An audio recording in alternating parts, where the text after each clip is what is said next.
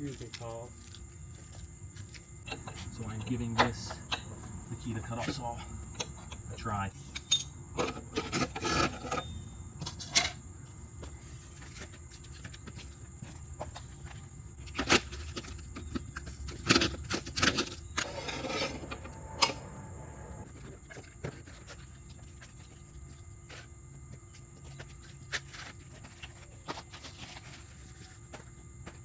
"14" fully cordless, 80 volt. There's the model. So what I'm going to do here is I am going to be relieving this up against the buildings.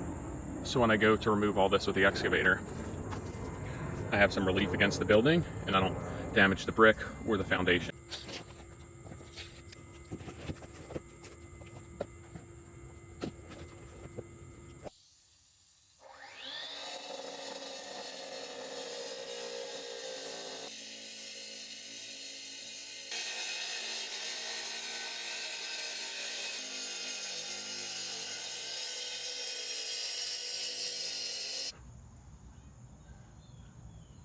Nice clean cut.